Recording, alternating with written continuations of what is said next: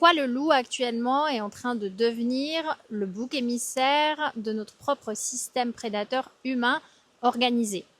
C'est bien connu, à chaque époque, quand les ombres collectives et individuelles deviennent trop lourdes à regarder, eh bien, on va trouver un support à l'extérieur de projection pour aller dénoncer ce que lui-même n'est pas capable d'aller intégrer. Et chaque année, c'est 1 milliard d'animaux tués dans des conditions abominables, dans une barbarie qu'on ne voit pas, puisqu'on a tout intérêt à cacher ce qui se passe dans les abattoirs. D'ailleurs, la loi d'urgence agricole qui vient de passer, non seulement elle va cautionner encore plus, subventionner encore plus ce système agro-industriel de barbarie en grande masse, et sans protéger le pastoralisme, parce qu'il n'y a pas d'argent pour les bergers, pour la petite paysannerie. Par contre, pour ces grandes machines industrielles, on trouve des fonds et on va même renforcer les mesures de protection pour qu'on ne puisse pas voir ce qui se passe à l'intérieur.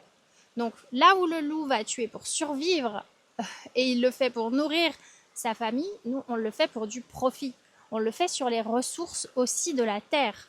On le fait finalement sur les espèces les plus vulnérables qu'on n'est pas capable de protéger. Et on le voit bien avec l'affaire de Liana. En fait, même un système judiciaire aujourd'hui a complètement internalisé la prédation au point qu'on classe des tas de dossiers sans suite et puis on ne trace pas les vrais prédateurs humains qui sont dangereux à la fois pour les femmes et pour les enfants. En fait, le loup ne disparaîtra pas, même si on va le tirer en tirant un parent, finalement le chef de la meute qui souvent vient chercher une proie faible pour la ramener à ses enfants. Si on tue les parents, eh bien les petits louveteaux, ils vont se disperser et ça va ne faire que déplacer et démultiplier le problème. Mais sur un point de vue spirituel, qu'est-ce que ça nous dit ?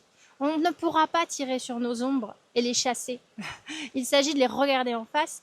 Et pour ça, eh bien, le loup, c'est un animal qui est un frère, qui vient nous libérer des chaînes qu'on a mis autour de notre âme. Le loup, il est comme un miroir révélateur, tout comme la lune est révélatrice de notre inconscient, de notre subconscient, cette part la plus féminine de l'être, celle qui est moins visible, peut-être moins solaire, mais qui a aussi beaucoup à nous apprendre sur nos peurs, sur nos conditionnements, sur nos enfermements intérieurs, sur nos propres patterns à dépasser en osant aller voir cette part sauvage indomptée en nous et non pas la refouler, mais au contraire réapprendre à vivre avec le sauvage pour ne pas avoir un tel niveau de nature refoulée qu'on finit par organiser à plus grande échelle des systèmes qu'on croit civilisés mais qui sont complètement destructeurs à la fois pour l'humain et pour tout le vivant.